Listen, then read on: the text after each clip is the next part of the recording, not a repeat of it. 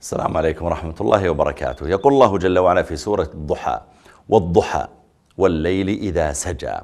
يقسم الله تعالى بالضحى، وتقدم معنا أن الله جل وعلا يقسم بما شاء من مخلوقاته، ولا يقسم الله تعالى إلا بشيء يريد أن يلفت نظر عباده إلى عظمته. الليل والضحى والشمس إذا كورت، فقال الله جل وعلا هنا: والضحى والليل إذا سجى. إذا سجى أي لهمت ظلمته وعمت ظلمته المخلوقات والأشجار والجبال. ما ودعك ربك وما قلى، ما تركك ربك. قيل سبب نزول هذه السورة أن قريشا مر بعضهم على النبي عليه الصلاة والسلام وقد مضى له وقت لم يوحى إليه بشيء جل وعلا، لم يوحي الله تعالى بشيء إلى نبيه عليه الصلاة والسلام. فقالت بعض قريش: قالوا قلاك ربك، يعني أبغضك ربك، تركك ربك. فقال الله تعالى: ما ودعك ربك، ما ودعك ربك وما قلى. ما تركك ربك ولا قلى، يعني ما أبغضك بعدما أحبك. وهو صلى الله عليه وسلم هو حبيب رب العالمين وخليل رب العالمين، ونسأل الله أن يرزقنا شفاعته يوم القيامة. قال: ما ودعك ربك وما قلى، وللآخرة خير لك من الأولى. يعني للآخرة، يعني يوم القيامة ترى خير لك من الدنيا التي أنت فيها. ستجد من السعادة في الآخرة والأنس ما لم تجده في الدنيا. وقيل وللآخرة يعني مستقبل الأيام القادمة خير لك من الأيام التي أنت فيها. إن كنت الآن في مكة مثلا في بلاء أنت وأصحابك، فاعلم أن الأيام القادمة هي خير لك.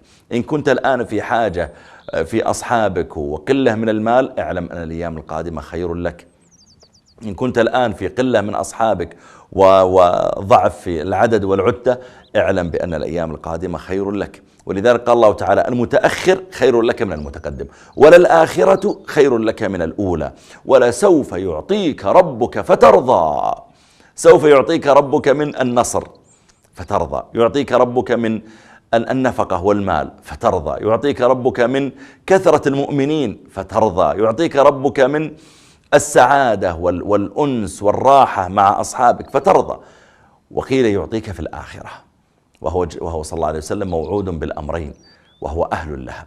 قال: ولسوف يعطيك ربك فترضى. ألم يجدك يتيما فآوى. توفي والد النبي عليه الصلاة والسلام وهو صلى الله عليه وسلم لا يزال جنينا في بطن أمه، ثم توفيت أمه وعمره 4 سنوات، فكفله جده، فلما بلغ عمره 6 أو 7 توفي الجد، ثم كفله عمه، فهو عليه الصلاة والسلام نشأ يتيما صلوات ربي وسلامه عليه. والله تعالى آواه وكمله بالعقل والحكمة والشجاعة والقوة والحنكة والنبوة بعد ذلك. ألم يجدك يتيما؟ واليتيم قد يهمل ولا يعني يلتفت إليه أحد، لكن الله تعالى آواك وجمعك وأعطاك وأحسن إليك. ألم يجدك يتيما فآوى ووجدك ضالا فهدى، كما قال جل وعلا في آية أخرى: ما كنت تدري ما الكتاب ولا الإيمان. يعني أنزل الله تعالى القرآن على نبينا عليه الصلاة والسلام وهو لا يقرأ ولا يكتب ولا يعني يعرف من أمور الدين إلا ما علمه الله تعالى. فقال الله جل وعلا: وجدك ضالا يعني لم تعرف بعد طريق النبوة. لا يعني الضلال الوقوع في ما تقع فيه قريش من شرك أو معصية أو نحو ذلك، كلا. وعليه الصلاة والسلام لم يسجد لصنم لا في جاهلية ولا في إسلام، ولم يشرب خمرا لا في جاهلية ولا في إسلام. وهو عليه الصلاة والسلام اكتمل بالخلق الحسن في الجاهلية وكمله الإسلام أكثر وأكثر. أدبه ربه فأحسن تأديبه.